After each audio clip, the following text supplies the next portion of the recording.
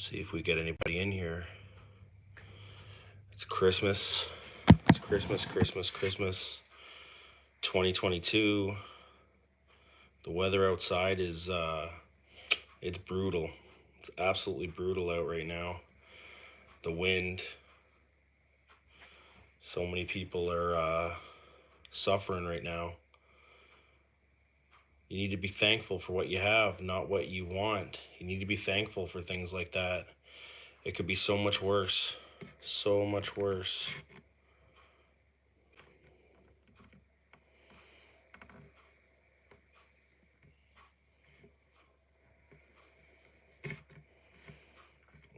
Everybody should be happy for what they have. That is for sure. Just checking out all the features here. A whole bunch of different features and stuff.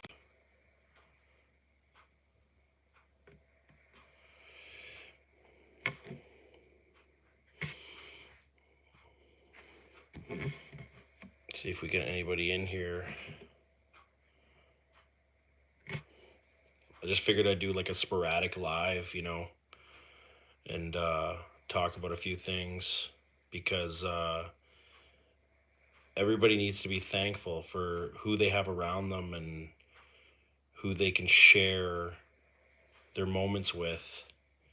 People that they're not going to have in their life forever, and people need to be telling who they love.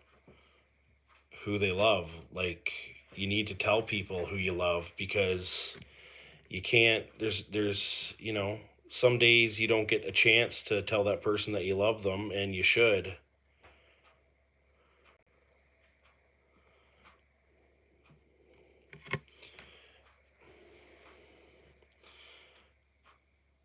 It's crazy. It's crazy the weather outside right now. A lot of people don't have a lot. A lot of people don't have hydro. A lot of people don't have a roof over their head. And it's sad. It's sad that that's what's going on right now in the world. People need to start to appreciate what they have around them and what they have physically, because a lot of people don't have anything right now, and a lot of people wish they had more, and a lot of people, everybody's suffering right now. Everybody. If you have one thing, you don't have another thing. If you have lots of money, you don't have health. If you have lots of people, like a lot of good people around you, then you're missing something. And a lot of people don't seem to get that. A lot of people want more and more and more and more, but they're not happy with what they have. They should be happy with what they have, and they don't. I don't know if this cat's going to attack me or not. But I don't know. It's crazy. It's Christmas 2022. We're all here. If you're happy, you're happy. If you're not happy, you're not happy. If you're healthy, you're healthy. If you're not healthy, you're not healthy. There's ways you can change certain things. There's ways you can make life better, but you have to make those changes. You can't not make those changes. You have to take the initiative. You have to take the first step. You have to make it better for yourself. You can't not make it better for yourself. So, God bless everybody. And if you are suffering right now, then I pray that everything gets better for you. And if you're doing good and you think you're doing good, then congratulations, because you're doing it. Like, you're actually doing it for yourself. There's a lot of people that are not going to be around me in the future because of health issues, and there's a lot of people that are not going to be around me because of legal issues, and there's a lot of people that are not going to be around me because of many other issues. And I feel for them, and I feel for everybody that's around them that are about to lose them. And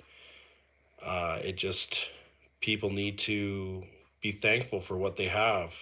Thankful for the little things in life that they have. Even if they don't have much, be thankful for what they have, because there's people out there that are just greedy, and they want to take and take and take and take, and they don't want to give, they don't want to accept defeat, they don't want to accept loss, they just want to keep taking, and they're taking from the wrong people. So it's just it's sad that that's the way it is, but that's honestly the way that the world goes. And the most successful people in the world are actually not the nicest people in the world. And everybody's got problems, and everybody should be considerate of other people's problems and health concerns and everything else. If you see somebody in need and you can help them, then help them. If there's anything you can do for somebody, you're just banking points. And what I mean by banking points is you're just I believe in karma, and it doesn't matter. I don't feel good unless I can do something good for someone. And that's how I feel, and that's the way I've always been, and that's the way I've always felt. So I try to do as much as I possibly can. And if I can do more for somebody, even if I don't have it, I'll still give. It's I was told it was a sickness, but it's not a sickness. If I don't do enough for people, then I don't feel good, and when I don't feel good, it makes me feel sick. So I'd rather feel good all the time. I'd rather feel healthy, and that's what I mean. If you When I was really really sick, I had tons of money, tons, like the tap wouldn't turn off. It just was nonstop. And then I literally gave away a good 90% of my money. And giving away that 90% of money, I got healthy like instantly. And after close to 2 dozen times in the hospital, roughly 24 times in the hospital, and I wasn't getting better. And it wasn't until I actually gave away, like literally gave away all my money. Um, and it was unbelievable actually how much money I gave away. Uh, I started getting healthier and healthier and healthier, and it didn't make any sense. And it wasn't until I seen how much money I gave away that I started getting better and better. And it wasn't until that all happened until I started realizing how much good I can do in the world. And that's when I started doing, like, working with homeless people and giving money to homeless people and stuff, and buying them things and helping them out. And it's people that are, you can't have everything. You can't have everything in the world. And it's this time of year that people have to realize you can't have everything in the world. You can't have everything you want. It doesn't work like that. So that's why I do what I do, and I give away what I give away. And it's crazy. It's absolutely crazy, but I do it all for a reason. I want to feel good. I want to feel like I want to feel better. I don't want to feel sick. I don't want to not have what I have. I want my children to be happy. I want my family to be happy. I want my family to be healthy. I almost lost everything, and then my health came back, and my parents' health came back, and my family's health came back. And it could have been so much worse. And it didn't matter how much I prayed, it didn't matter how much I did, it just, nothing would work. And then, like, literally, I basically gave everything away, and my life got better, my health got better. And it's crazy. It's absolutely crazy. But it's, you know, people don't seem to get that you have to do good things. You have to do good things for other people, and you have to do as much good in the world as you possibly can, because you're only here for a short time. And when that time's up, if you don't have anybody around you in the end, then what was it all for? If you want to leave a never ending lasting legacy, you want to be able to leave people stuff.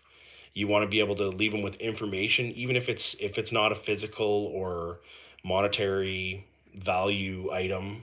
You can leave them with wisdom. And if you leave those people with wisdom, then they're not left with nothing, and your legacy lives on. Like, people remember certain things. People remember, well, that guy did this, that guy did this, that guy did this, or that woman did this for them, or whatever. People never forget that stuff. The good things you do, people never forget. Now, it goes both ways. People remember bad stuff, but there's, you know, people are always going to remember the bad stuff because that's the stuff that's going to go in the history books. You're not going to notice little tiny things that happen that people give away. And with the age of the internet, everybody everybody sees what everybody does.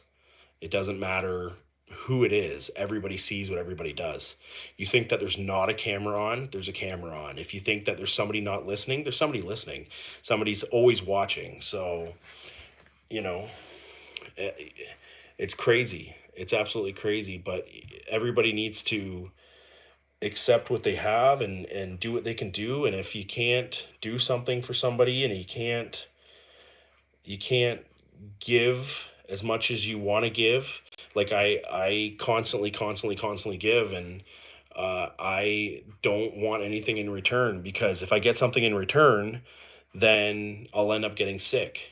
And I know it sounds crazy, but that's just honestly what happened, and that's what I do. It's um like, it's been that way. I never noticed it when I was younger, and it wasn't until I personally myself got extremely ill that I realized that it that's how the world works. And you can't just go halfway in. You got to go 100%. It's I was working with the homeless, and it really upset me that I was told that I couldn't give to the homeless, I couldn't feed the homeless the way that I was doing it, because I was I was told I could not give them food where I was giving them food, because they weren't allowed to take it in where they were allowed to take it in, and because they weren't allowed to technically sleep where they were, because it was technically a warming center.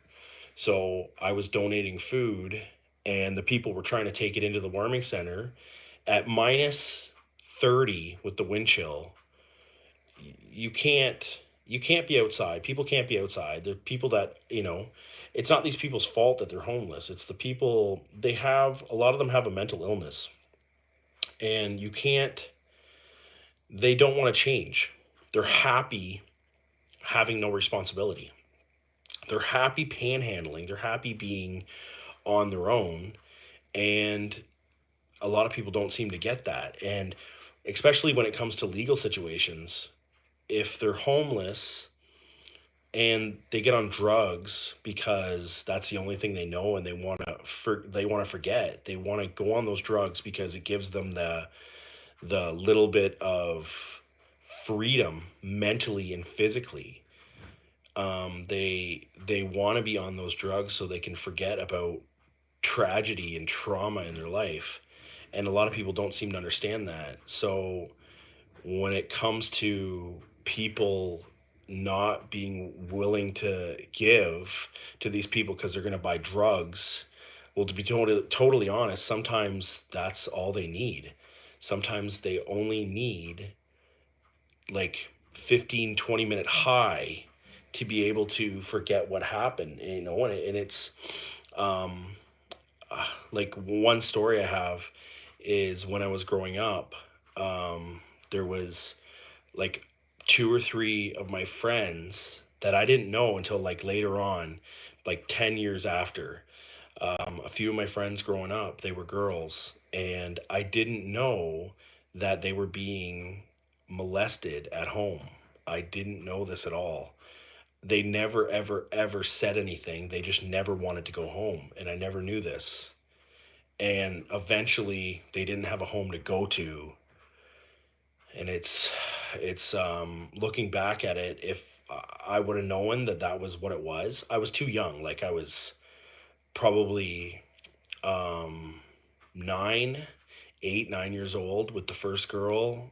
I didn't know that there was certain things going on in her household, and I didn't know that her and her um brother were both being molested by their stepdad. And if I would have known this stuff, I would have completely 100% done something about it, especially at that age. I just didn't know. I was way too young to know. And it's that was like the first experience with that. And I still, to this day, I feel guilty because one life's over and the other life's still going on, but it's not a great life. And it's I feel responsible because I could have done something and I didn't do anything about it, and I didn't know anything about it. And there was another girl when I was like 10 or 11, and it was the same situation. It was a stepdad, and I didn't know what was going on. And um, there was nothing I could do. And then when I was 12 or 13, I was with a girl, and she had told me that she was being molested by her stepdad, or actually by her mom's boyfriend. And she had told her mom one day when she had come to my house, right before she got out of the car. Her mom dropped her off, and she told her what happened. And it was like this huge emotional thing. But the girl, she was damaged. She was really, really damaged, and there was nothing I could do. Absolutely nothing I could do. There was nothing, nothing I could say. There was nothing I could do.